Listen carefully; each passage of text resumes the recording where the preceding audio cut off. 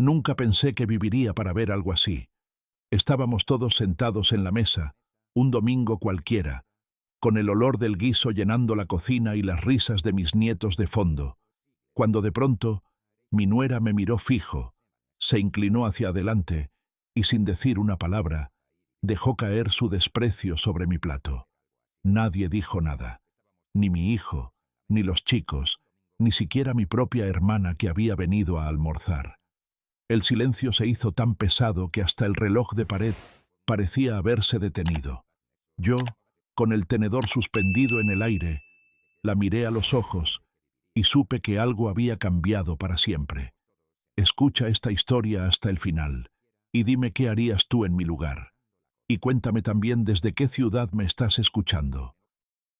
Para que entiendas cómo llegamos a ese momento, tengo que llevarte atrás en el tiempo, muchos años atrás, cuando todavía tenía las manos firmes y la espalda recta. Yo nací en un pueblito chico, de esos donde todos se conocen, y el cura del pueblo sabe de memoria quién debe misa y quién debe disculpas. Crecí entre el olor a pan recién horneado de mi madre y el sonido del martillo de mi padre, que era carpintero. Aprendí desde joven que el trabajo no era una opción, sino la única forma de ganarse un lugar en el mundo. A los 18 años me vine a la ciudad con una maleta vieja y una promesa: construir una vida mejor de la que habían tenido mis padres. La encontré a ella, a Julia, en una procesión de Semana Santa. Tenía los ojos más dulces que había visto jamás y un modo de hablar que hacía que uno quisiera escucharla hasta quedarse dormido. Nos casamos en la iglesia del barrio con un puñado de familiares y amigos y empezamos nuestra vida en un cuarto alquilado con paredes finas como papel. Yo trabajaba como albañil en obras grandes, de esas donde el sol te quema la piel y el cemento se te mete en las uñas hasta que ya no sale. Ella cosía para fuera, arreglaba ropa de los vecinos y preparaba tortillas para vender los sábados en la plaza. Cuando nació nuestro único hijo, Martín, yo ya había empezado a levantar la casa, un terreno chiquito en las afueras, con tierra dura y piedras que había que sacar a pala. Recuerdo que llegaba de la obra con la ropa empapada de sudor y antes de entrar a bañarme, me quedaba un rato mirando lo que había levantado ese día. Una pared, un cimiento, una hilera más de ladrillos. Julia me esperaba con un mate y me decía: «Esta casa va a ser nuestra fortaleza, viejo». Y lo fue. Durante años vivimos felices, con lo justo pero sin deudas, celebrando cada cumpleaños con un pastel que ella hacía en el horno viejo y música de la radio. Martín creció viéndonos trabajar, aprendiendo que nada se consigue sin esfuerzo. Le dimos lo mejor que pudimos: estudios, ropa limpia, comida caliente en la mesa. Cuando terminó la secundaria, decidió estudiar ingeniería. Yo trabajé horas extras, fines de semana. Acepté trabajos pesados para que él pudiera ir a la universidad sin preocuparse por nada. Julia y yo soñábamos con verlo triunfar, con que un día entrara a casa con su título bajo el brazo y dijera: «Esto es para ustedes». Y en cierto modo lo hizo, pero no como yo lo imaginaba. Después de que Julia enfermó, las cosas empezaron a cambiar. Esa mujer que había sido mi compañera en todo, se fue apagando poco a poco, hasta que un invierno frío me dejó solo en la cama que habíamos compartido por más de 30 años. Martín estuvo, sí, pero ya vivía con Laura, su novia de entonces, y pasaba más tiempo en su mundo que en el nuestro. No lo culpo. Los jóvenes tienen su vida, pero yo me quedé con un silencio nuevo, más pesado que cualquier ladrillo que hubiera cargado. Laura. Al principio pensé que era buena muchacha, un poco distante, pero educada. Con el tiempo supe que esa distancia era algo más, una mezcla de frialdad y desprecio disfrazada de cortesía. La primera vez que me lo hizo sentir fue un domingo, cuando llegué con una bolsa de pan casero que había comprado en la panadería de don Ernesto, porque sabía que les gustaba. «Ah, gracias, pero ya teníamos pan», me dijo, sin mirarme, mientras lo dejaba sobre la mesa como quien deja un sobre de publicidad. No le di importancia, Pero esas cosas se repitieron, cada vez con menos disimulo. Con los años, Martín y Laura se casaron y tuvieron 2 hijos. Yo me aferraba a mis nietos como un náufrago a un madero. Ellos eran mi alegría, la razón para seguir levantándome temprano y ponerme a hacer arreglos en la casa. Les fabricaba juguetes de madera, les contaba historias de cuando su papá era chico, les enseñaba a cebar mate con poca hierba para que no se amargara. Pero Laura siempre encontraba una manera de interponerse. Los chicos tienen tarea, están cansados, no les des dulces. Yo obedecía en silencio, porque lo último que quería era que me alejaran de ellos. Así pasaron los años, con visitas cada vez más cortas, conversaciones que parecían cumplir un trámite y una sensación creciente de que en mi propia casa había espacios a los que ya no pertenecía. Y sin embargo, seguía poniendo el mantel grande los domingos, cocinando de más, por si acaso venían todos. Ese, por si acaso, se convirtió en mi excusa para seguir esperándolos, hasta que llegó ese almuerzo, el del guiso, donde todo cambió. Lo que pasó ese día no fue un accidente ni un malentendido, fue un gesto calculado, una forma de decirme sin palabras que no merecía ni el plato que tenía delante. Y lo peor no fue el acto en sí, sino las miradas que lo acompañaron, las que se apartaron para no ver, las que bajaron hacia el plato como si nada hubiera pasado. En ese momento, supe que había llegado a un límite del que ya no podía volver, pero también supe algo más, que esa no iba a ser la última palabra. Esa tarde, después de que se fueron, me quedé sentado en la mesa viendo el guiso enfriarse, con la ventana abierta y el ruido de la calle entrando como si quisiera ocupar el silencio que me habían dejado. No era la primera humillación que vivía, pero sí fue la más directa, la más descarada, la que me dejó sin excusas para seguir tolerando. Tenía 73 años y sentí que, si no ponía un límite ahora, no lo iba a poner nunca.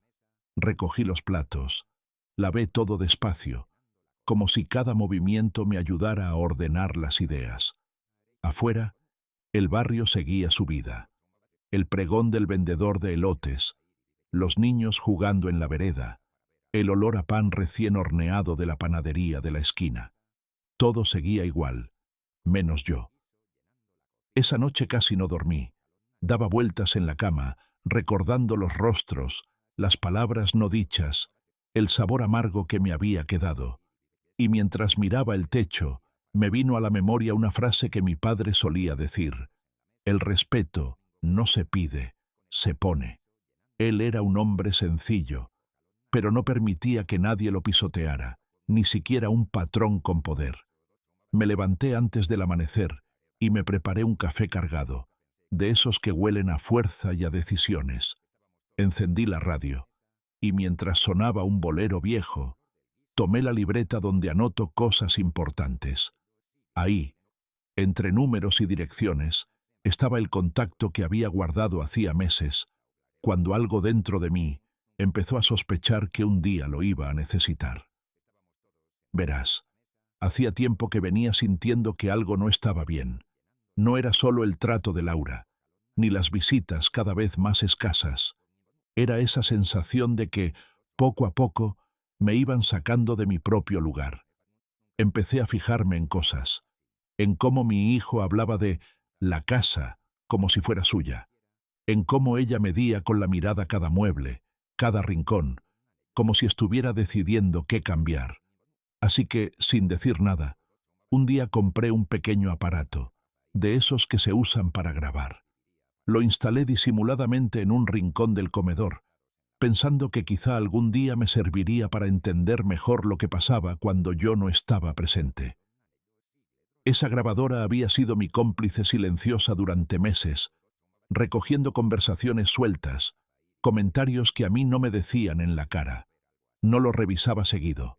No quería volverme paranoico, pero la tenía ahí, como quien guarda una carta bajo la manga.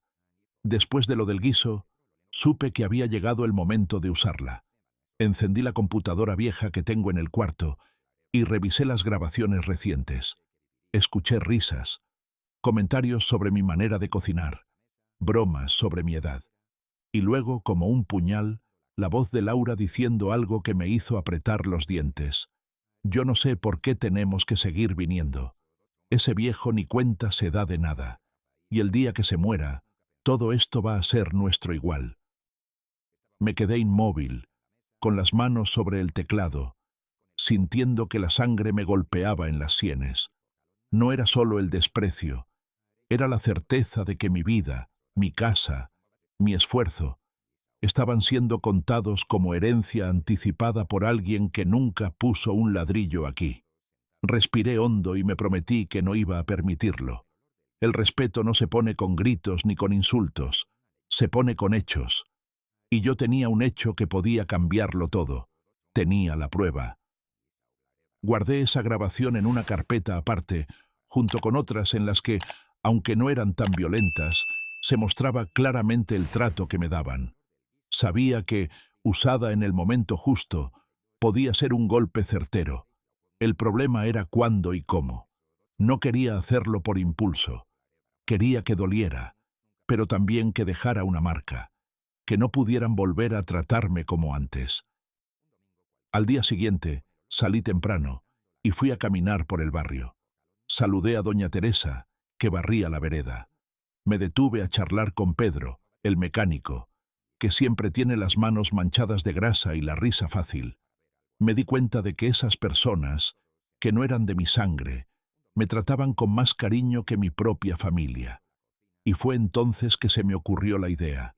Si ellos veían lo que yo había visto y escuchado, si todo el barrio sabía, no habría marcha atrás. No se trataba solo de venganza, sino de recuperar algo que me habían quitado hacía tiempo, mi dignidad. Esa tarde volví a casa y revisé de nuevo la grabación del guiso. El gesto de Laura quedaba claro, su mueca, la forma en que apartó el plato después como si nada hubiera pasado. Lo escuché y lo vi una y otra vez, hasta que supe que estaba listo para el siguiente paso. Pero no podía actuar solo. Necesitaba a alguien que supiera cómo mover las piezas para que el golpe fuera limpio y certero. Y yo ya sabía exactamente a quién llamar. Esa misma noche marqué un número que no usaba desde hacía más de 10 años. Era el de Raúl, un viejo amigo de juventud con el que había trabajado en varias obras cuando recién llegué a la ciudad. Él, con el tiempo, había dejado la pala y el cemento para meterse en el mundo de la tecnología, arreglando computadoras y teléfonos en un pequeño local frente a la plaza. Cuando atendió, su voz sonaba igual que antes, firme pero con esa chispa de picardía que siempre lo había caracterizado. ¿Eduardo? No puede ser. ¿Cuánto tiempo, hermano? Me reí apenas, porque no estaba llamando para recordar viejos tiempos, sino para pedirle algo muy serio.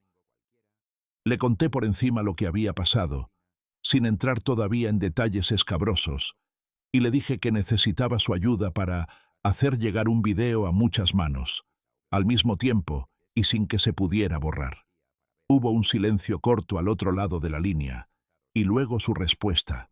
Viejo, vos sabés que conmigo esas cosas se hacen y bien, pero contame todo, no me dejes a medias.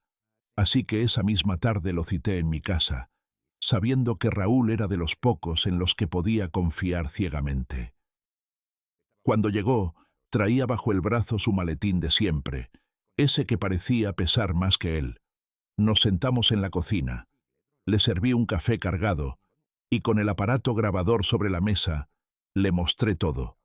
Primero los audios de las conversaciones, después el video del guiso. Raúl lo miraba con los ojos cada vez más grandes, hasta que terminó y soltó un silbido largo. Esto es oro puro, Eduardo. Si querés que el barrio entero sepa quién es quién, esto les va a llegar clarito. Y no solo al barrio, si vos querés. No hizo falta que terminara la frase. Yo sabía que podía llevarlo más lejos, pero no se trataba de hacer un escándalo nacional, sino de apuntar donde doliera más, en la mirada de los vecinos, en las conversaciones del mercado, en los comentarios de la misa del domingo, porque en un lugar como este, la reputación vale más que cualquier cuenta en el banco. Y yo estaba a punto de convertir esa reputación en polvo. Raúl trabajó en silencio mientras yo lo observaba desde la mesa. Conectó su computadora, pasó los archivos, les puso fecha y hora, y me explicó cómo los enviaría. Esto va a llegar a todos tus contactos, a todos los que te tengan en sus grupos de mensajes, y de ahí se va a multiplicar. En menos de media hora, todo el barrio lo va a estar viendo. Asentí despacio, sintiendo un calor extraño en el pecho.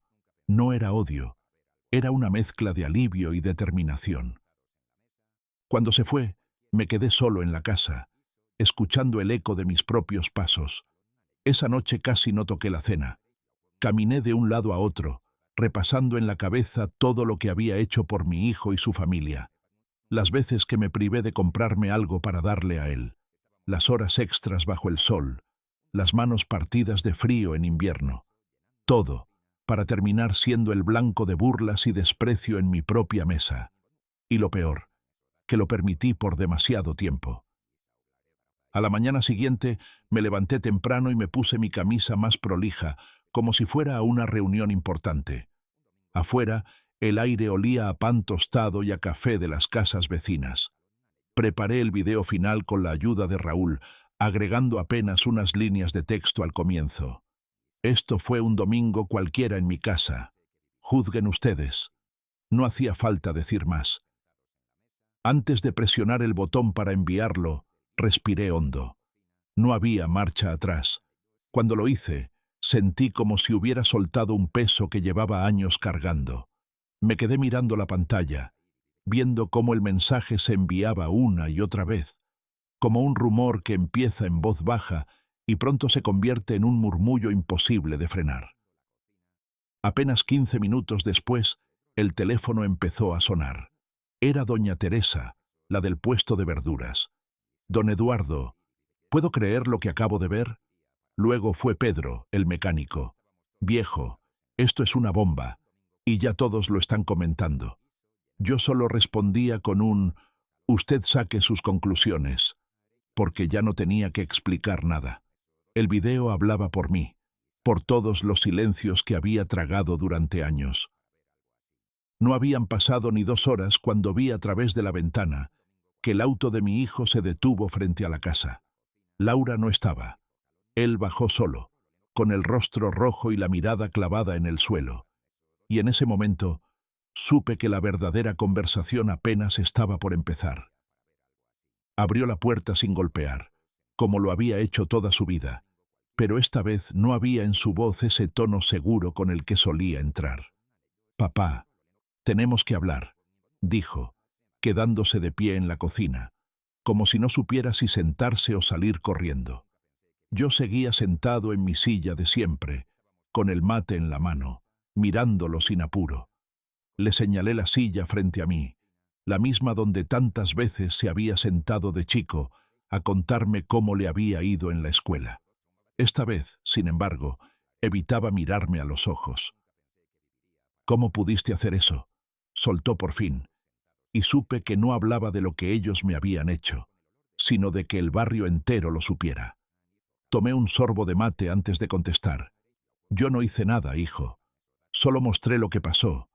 El resto lo vieron todos con sus propios ojos». Él se pasó las manos por la cara, como si quisiera borrarse el gesto de vergüenza, y susurró: «Laura no quiere salir de la casa. Dice que no puede enfrentar a nadie después de esto, y que es culpa mía por no haberte frenado». Ahí lo vi, el quiebre. Ese hombre que había aprendido a ponerme condiciones, a decirme cuándo podía ver a mis nietos, a mirarme por encima del hombro, estaba de pronto encogido en su propia incomodidad. ¿Y qué pensabas que iba a pasar, Martín? ¿Que yo iba a seguir callando? ¿Que iba a tragarme todo el desprecio solo para no incomodar a nadie? Se removió en la silla, incapaz de responder. Afuera, el sonido de una moto y el murmullo de voces se colaban por la ventana abierta. Seguro eran vecinos comentando, porque en un barrio así, Las noticias vuelan más rápido que el viento. Lo dejé un momento en silencio, obligándolo a sentir ese peso. Papá, yo no pensé que llegaría a esto, dijo al fin, casi en un murmullo. Yo sí, le respondí. Lo pensé muchas veces, cada vez que me trataban como si sobrara. Solo estaba esperando el momento. Se levantó y empezó a caminar por la cocina, como hacía cuando era niño y buscaba una excusa para una travesura. Esto nos va a costar caro. Laura está furiosa. Dice que sus padres ya no quieren venir, que hasta en la iglesia la miran raro. Me encogí de hombros. Cada uno cosecha lo que siembra, hijo, y a veces la cosecha llega antes de lo que uno espera. En ese instante sonó mi teléfono. Era Raúl. Viejo, no sabes cómo se multiplicó esto. Me llegó por 3 grupos distintos donde ni siquiera tengo tu número. Y no solo en el barrio. Hasta en el pueblo de al lado lo están comentando. Le agradecí y colgué, viendo cómo a Martín se le apretaban las mandíbulas. ¿Ves? No se trata de humillar, Martín. Se trata de que no vuelvan a cruzar esa línea. Nadie, ni tu esposa, ni vos. Se quedó quieto, mirándome, y por un momento pensé que iba a disculparse, pero lo que dijo fue: no sé cómo vamos a salir de esta. Entonces entendí que todavía no había captado lo importante, que no se trataba de salir de nada, sino de aprender a no volver a entrar. Lo acompañé hasta la puerta, sin invitarlo a quedarse más tiempo. Antes de irse, se dio vuelta. «Papá, ¿vas a seguir mandando cosas?» Me reí, no con burla, sino con una calma que a él pareció incomodarle. «Eso depende, hijo. Depende de ustedes». Lo vi alejarse por la calle, con la cabeza baja, y supe que, aunque esta batalla la había ganado, la guerra por mi respeto no se trataba de seguir grabando ni de exponer. Se trataba de mantenerme firme. Esa noche, por primera vez en mucho tiempo, dormí tranquilo. No porque todo estuviera resuelto, sino porque ya no tenía miedo de poner un límite, aunque eso significara que mi propia sangre me diera la espalda. A la mañana siguiente, el sol entraba tibio por la ventana de la cocina y el aroma del café llenaba la casa, pero el ambiente tenía un silencio distinto, como si las paredes mismas estuvieran escuchando. Salí a barrer la vereda y en menos de 10 minutos ya habían pasado 3 vecinos a saludarme, cada uno con una frase que decía más de lo que aparentaba. Doña Teresa, con su bolsita de pan, me dijo: «Bien hecho, don Eduardo. Hay cosas que no se pueden dejar pasar». Pedro, el mecánico, me guiñó un ojo y soltó: «En este barrio el respeto todavía vale, y usted lo dejó clarito».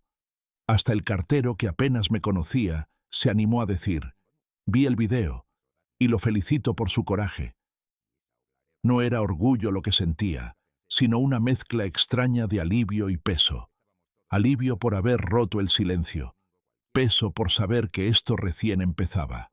En barrios como el nuestro, cuando la lengua se suelta, ya no se detiene.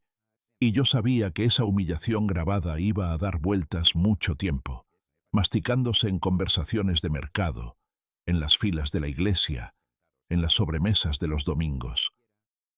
Al mediodía, mientras preparaba un guiso para mí solo, escuché el ruido de un coche frenando frente a la casa. Me asomé y vi que era Laura. Venía sola, con gafas oscuras y la boca apretada. Entró sin pedirme permiso, como si aún creyera que podía, y se paró en medio de la cocina. «Quiero que borres ese video de todos lados», dijo, sin siquiera saludar. Seguí removiendo la olla, sin levantar la vista. «No puedo borrar lo que la gente ya vio, Laura, y tampoco voy a fingir que no pasó». Ella se acercó un paso, bajó la voz, y con ese tono que usaba para dejarme en claro que me consideraba menos que nada, soltó: «Usted no sabe con quién se está metiendo». Ahí dejé la cuchara sobre la mesa y la miré de frente. «Claro que sé. Me estoy metiendo con la mujer que se inclinó sobre el plato de un viejo y lo trató como si no valiera nada. Me estoy metiendo con la persona que olvidó que esta casa la levanté yo, ladrillo por ladrillo, mucho antes de que usted apareciera». Sus mejillas se encendieron y por un momento pensé que iba a responder, pero se dio la vuelta y salió dando un portazo. Esa misma tarde me llegó un mensaje de Martín. Papá, las cosas están mal. Laura dice que no quiere volver mientras vos sigas en esa actitud. Los chicos preguntan por qué no vamos a tu casa. Me quedé mirando el teléfono, sintiendo un nudo en el pecho al leer lo de los chicos. Ellos no tenían culpa, y lo último que quería era que se alejaran más de mí.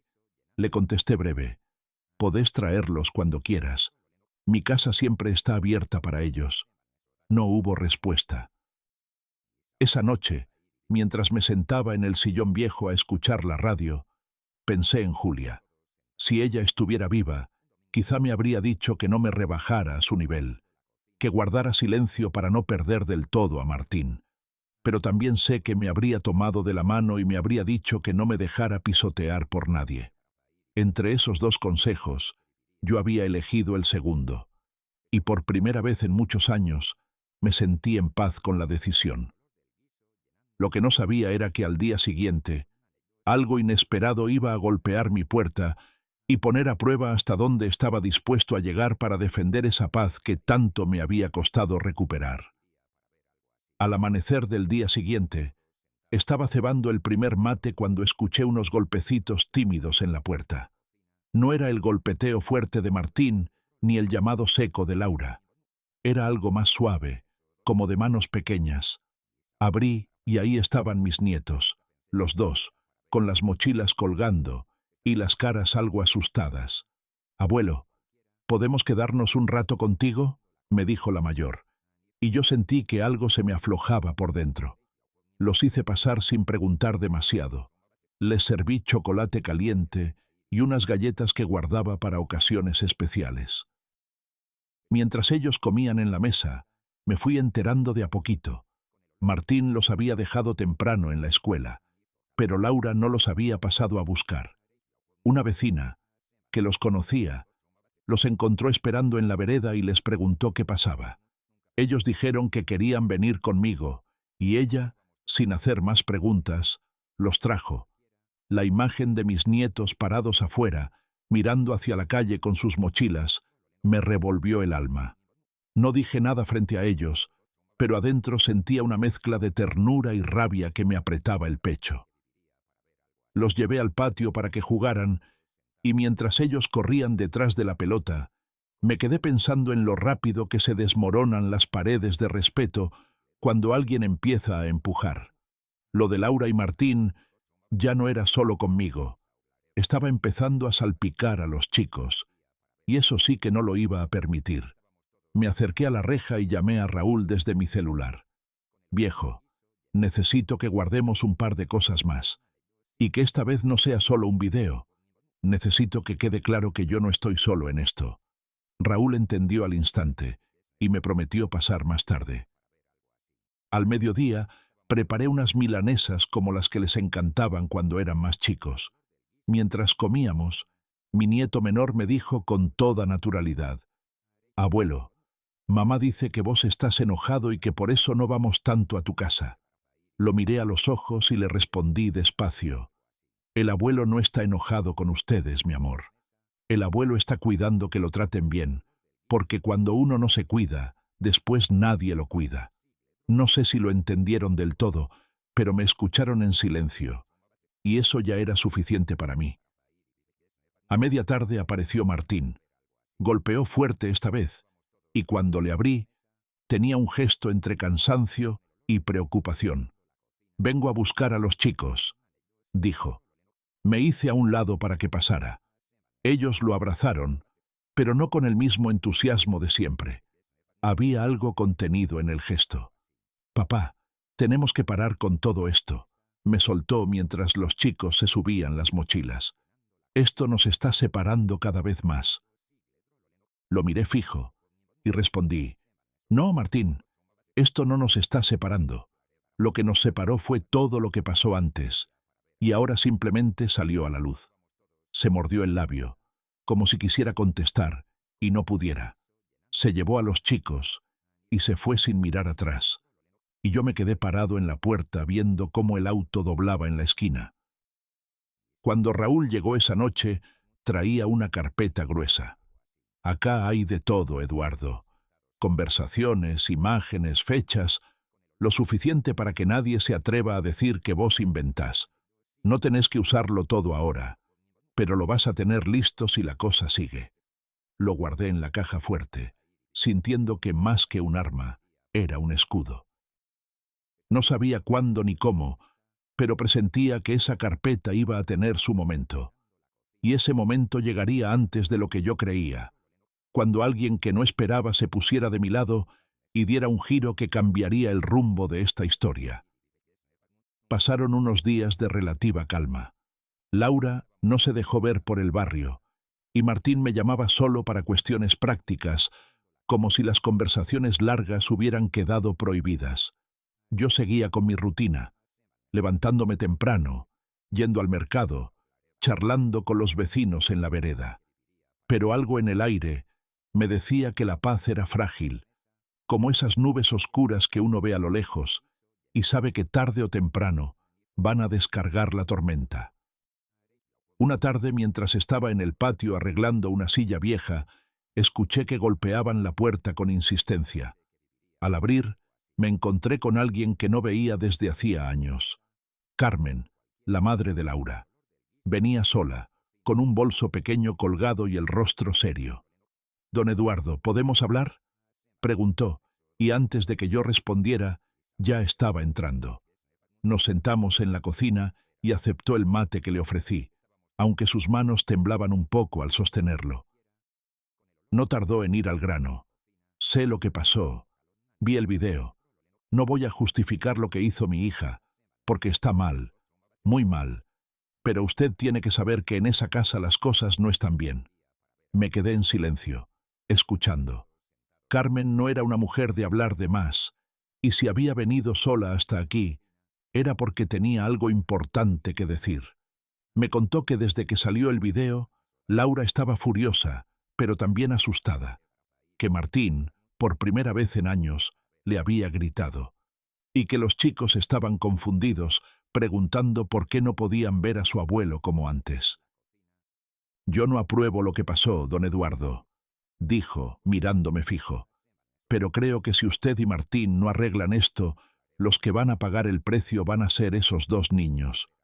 Sentí un nudo en la garganta. No era que yo no lo supiera, era que escucharlo de boca de la madre de Laura tenía otro peso. Me apoyé en la mesa y le dije: «Carmen, yo puedo perdonar muchas cosas, pero no puedo olvidar que me quisieron humillar en mi propia mesa, y eso, si lo dejo pasar, se va a repetir». Ella asintió despacio, como quien entiende pero no comparte del todo. «Mi hija tiene su carácter, y yo no voy a excusarla. Pero Martín, él está en medio, y si algo aprendí en mi vida es que los hombres, cuando están en medio, a veces se quedan quietos hasta que ya es demasiado tarde». Me dejó esa frase flotando y se levantó para irse. Antes de salir, me miró con un gesto que mezclaba tristeza y respeto. «Haga lo que tenga que hacer, pero no deje que los nietos se alejen de usted. Son chicos, pero no olvidan quién los trata con cariño». Esa noche me quedé pensando en sus palabras. No me estaba pidiendo que aflojara, sino que midiera mis pasos para no cortar del todo el lazo con los niños. Y tenía razón. Yo no quería que crecieran creyendo que su abuelo era un extraño. Me acosté con esa idea dando vueltas, sin saber que al día siguiente iba a recibir una llamada que me pondría frente a una decisión mucho más grande que todo lo que había hecho hasta ahora. El teléfono sonó temprano, y al otro lado estaba Raúl, con esa voz que usa cuando algo urgente se le cruza. «Viejo, el video llegó más lejos de lo que esperábamos. Me llamaron de la radio local. Quieren entrevistarte en vivo». Me quedé mudo unos segundos. No se trataba ya de un asunto de barrio. Si aceptaba, toda la ciudad iba a conocer mi versión, y con ella, toda la verdad. Me quedé sentado en la orilla de la cama, con el teléfono todavía en la mano y el corazón golpeando fuerte. Una cosa era que el barrio entero supiera lo que había pasado en mi mesa, y otra muy distinta Era sentarme frente a un micrófono para contarlo con mi propia voz. Raúl seguía hablando del otro lado. Mira, Eduardo, no te van a presionar. Solo quieren que cuentes tu historia. La gente está con vos. Y esto puede dejar en claro que no sos ningún viejo que inventa cosas por rencor. Le pedí un momento para pensarlo y colgué. Fui a la cocina.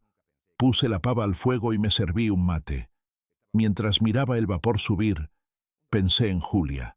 Ella siempre decía que la verdad no necesita gritar, pero sí necesita que alguien la diga en voz alta para que no se la lleve el viento. Esa mañana, con el sabor amargo del recuerdo del guiso todavía fresco, entendí que la entrevista no era para humillar más a nadie. Era para dejar un mensaje claro, para que nadie, en ninguna mesa, se sintiera con derecho a escupirle el plato a otro y salir impune. Llamé a Raúl y acepté, pero con una condición, que salga tal cual lo diga yo, sin cortes ni ediciones. Él me aseguró que así sería. La entrevista se programó para el sábado a la mañana, en una emisora que escuchaba todo el pueblo y varios barrios vecinos.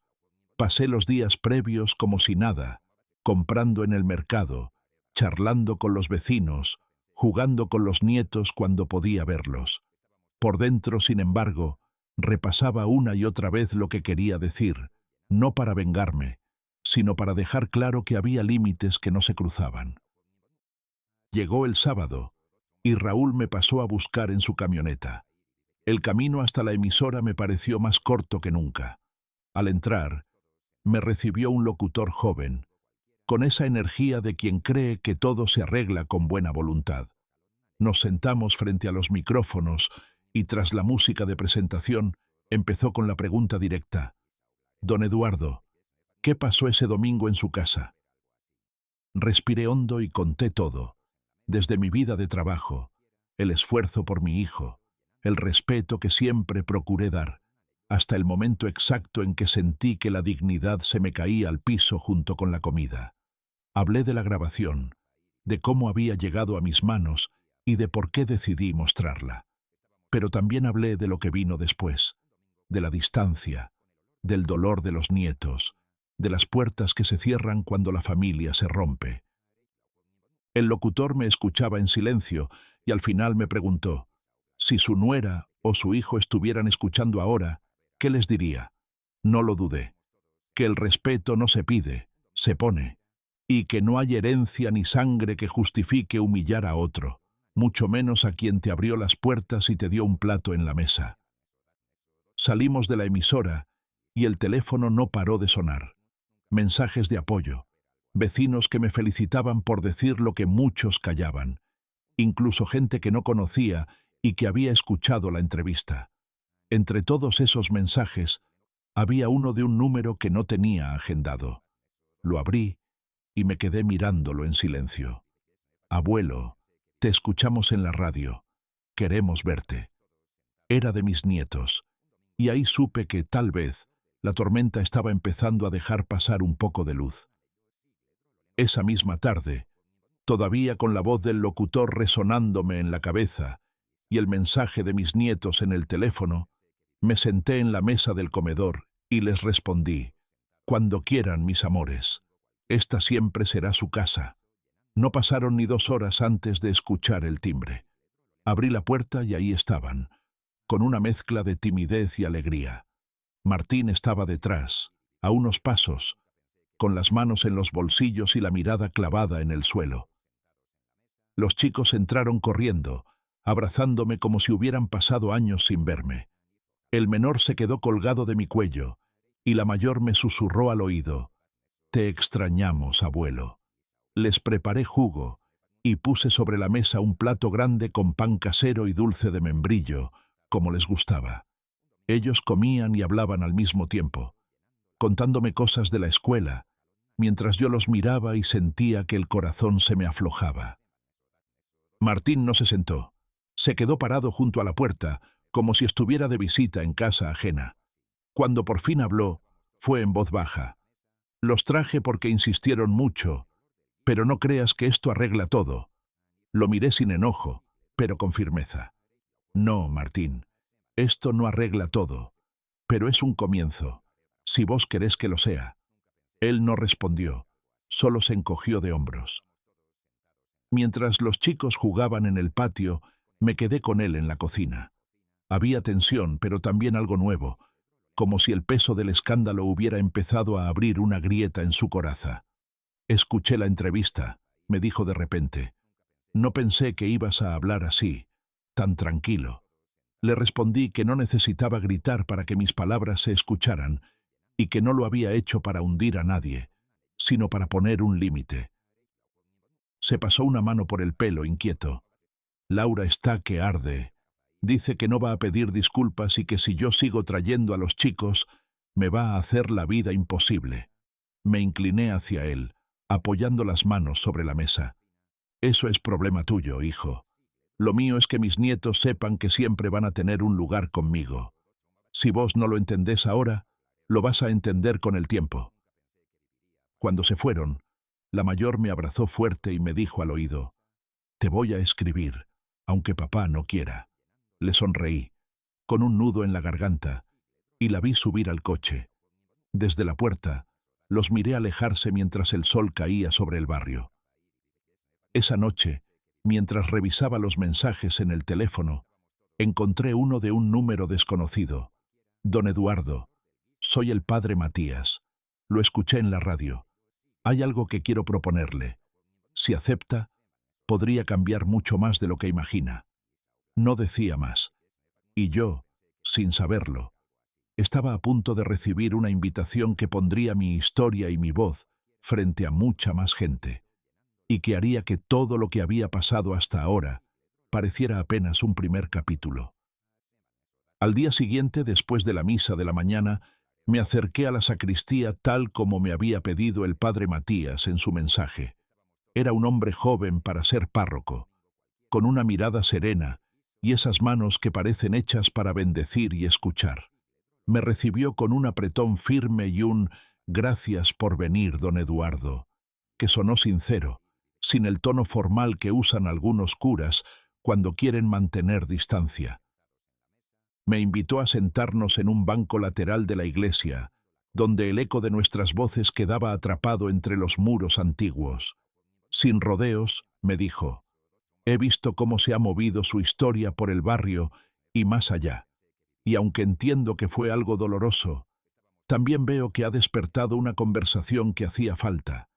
Aquí, muchas personas mayores viven humillaciones en silencio. No tienen familia que las defienda, o les da miedo hablar. Usted rompió ese miedo».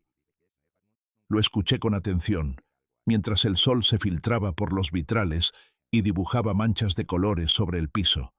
Me contó que estaban organizando una jornada comunitaria para hablar del respeto y el cuidado a los adultos mayores, y que querían que yo fuera uno de los que diera su testimonio. No para señalar con el dedo, aclaró, sino para que la gente entienda que poner límites no es falta de amor, sino una forma de dignidad.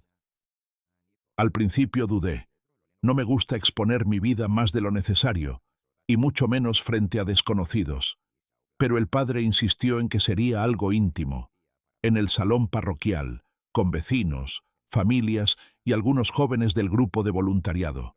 No se trata de su nuera ni de su hijo, don Eduardo. Se trata de todos los que alguna vez se sintieron como usted, y de que sepan que no están solos. Acepté, aunque con una condición. Quiero que estén mis nietos. No sé si su madre los dejará venir, pero voy a intentarlo. El padre sonrió. Haremos lo posible. Esa tarde, llamé a Martín. Me atendió con voz cansada. Le expliqué de qué se trataba y que quería que los chicos estuvieran. Hubo un silencio largo al otro lado de la línea. No sé si es buena idea, papá. No quiero que se sientan incómodos. Le respondí que no iba a hablar de su madre ni de él, que lo único que quería era que escucharan sobre el valor del respeto y de la familia. Piénsalo, dije antes de colgar, porque esto puede ser bueno para ellos. Los días previos al evento fueron extraños. Algunos vecinos me paraban para decir que iban a ir. Otros me confesaban historias suyas, pequeñas humillaciones que habían soportado durante años. Empecé a entender que lo mío no era un caso aislado. Era un espejo donde muchos se estaban viendo reflejados. Llegó el día, un sábado fresco, con cielo despejado. El salón parroquial estaba lleno, sillas alineadas, un micrófono al frente y una mesa con agua y café al costado. Entre la gente, vi rostros conocidos, y entonces, al fondo, los vi a ellos, mis nietos, de pie junto a Martín. El corazón me dio un salto. No sabía si habían venido por convicción o por compromiso, pero ahí estaban. Y en ese momento, supe que lo que estaba a punto de decir iba a ser para ellos más que para nadie. Cuando me llamaron al frente, sentí ese murmullo de sillas moviéndose y miradas que se clavaban en mí. Caminé despacio hasta el micrófono, respiré hondo y antes de empezar, busqué con la vista a mis nietos. La mayor me sonrió apenas, tímida, y el más chico levantó la mano como para saludarme. Ese simple gesto me dio la fuerza que necesitaba. Conté mi historia desde el principio, pero no con rabia, sino con la calma de quien ya no tiene miedo de recordar. Hablé de mi vida de trabajo, del amor por mi familia, del esfuerzo que puse en cada ladrillo de mi casa. Hablé de la humillación, de ese momento en que el respeto se rompió como un vaso que cae al piso. Pero también hablé de lo que vino después, de la decisión de poner un límite, de la importancia de no callar cuando la dignidad está en juego, de cómo a veces uno debe elegir entre agradar a todos o respetarse a sí mismo. En el salón había un silencio tan profundo que se escuchaba el crujido de la madera del piso. Algunos tenían los ojos brillosos, otros asentían como si estuvieran reviviendo sus propias historias. Me dirigí directamente a los jóvenes, pero también a mis nietos. El respeto no se compra ni se hereda, se gana todos los días. Y si algún día se encuentran en una mesa donde alguien intenta rebajarlos, no se levanten con la cabeza baja, levántense con la frente en alto y váyanse, porque quien no sabe valorar, no merece compartir su pan con ustedes. Vi a Martín bajar la mirada, pero no con enojo, más bien con algo que parecía vergüenza y tal vez comprensión. Mis nietos no apartaron los ojos de mí en ningún momento. Terminé diciendo, uno no siempre puede elegir a la familia que tiene, pero siempre puede elegir a la gente que deja entrar a su vida. No tengan miedo de empezar de nuevo si eso significa vivir en paz. Hubo un aplauso largo, de esos que no son solo por cortesía. Sentí que algo se había aflojado en el aire, que las palabras habían llegado donde tenían que llegar. Al salir mis nietos corrieron a abrazarme. «Abuelo, estuviste increíble», me dijo la mayor. Martín me estrechó la mano y murmuró, «Gracias por no cerrarme la puerta del todo». Yo solo le respondí, «Las puertas se mantienen abiertas cuando hay respeto para cruzarlas».